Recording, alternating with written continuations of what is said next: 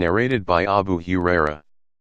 Allah's Messenger peace be upon him said, keeping horses may be a source of reward to some man, a shelter to another, i.e. means of earning one's living, or a burden to a third.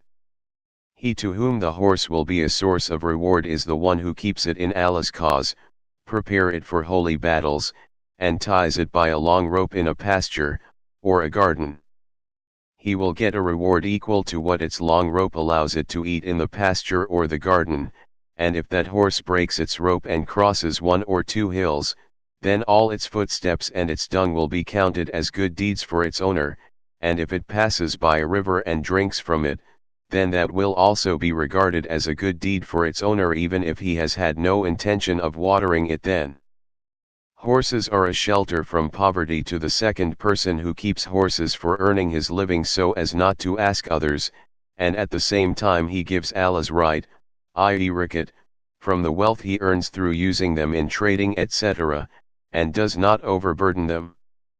He who keeps horses just out of pride and for showing off and as a means of harming the Muslims, his horses will be a source of sins to him. When Allah's Messenger peace be upon him was asked about donkeys, he replied, nothing particular was revealed to me regarding them except the general unique verse which is applicable to everything, whoever does goodness equal to the weight of an atom, or small ant, shall see it, its reward, on the day of resurrection. Narrated by Zayd bin Khalid. A man came to Allah's Messenger peace be upon him and asked about al-luqata, a fallen thing. The Prophet peace be upon him said, recognize its container and its tying material and then make a public announcement about it for 1 year, and if its owner shows up, give it to him, otherwise use it as you like. The man said, what about a lost sheep?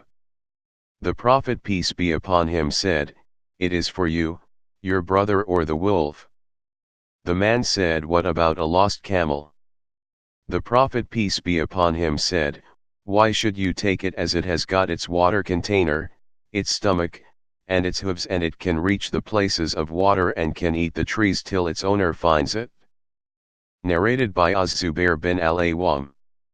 The Prophet peace be upon him said, no doubt, one had better take a rope and cut, and tie a bundle of wood and sell it, whereby Allah will keep his face away from hellfire, rather than ask others who may give him or not. Narrated by Abu Huraira. Allah's Messenger peace be upon him said, no doubt, you had better gather a bundle of wood and carry it on your back, and earn your living thereby, rather than ask somebody who may give you or not. Narrated by Husayn bin Ali. Ali bin Abi Talib said, I got a she-camel as my share of the war booty on the day of the Battle of Badr, and Allah's Messenger peace be upon him gave me another she-camel. I let both of them kneel at the door of one of the Ansar, intending to carry it on them to sell it and use its price for my wedding banquet on marrying Fatima. A goldsmith from Bani Kainka was with me.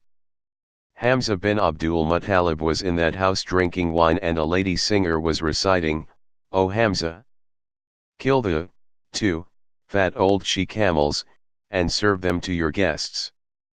So Hamza took his sword and went towards the 2 she-camels and cut off their humps and opened their flanks and took a part of their livers. I said to Ibn Shihab, did he take part of the humps? He replied, he cut off their humps and carried them away. Ali further said, when I saw that dreadful sight, I went to the Prophet peace be upon him and told him the news. The Prophet peace be upon him came out in the company of Zayd bin Haritha who was with him then, and I too went with them. He went to Hamza and spoke harshly to him. Hamza looked up and said, aren't you only the slaves of my forefathers? The Prophet peace be upon him retreated and went out. This incident happened before the prohibition of drinking.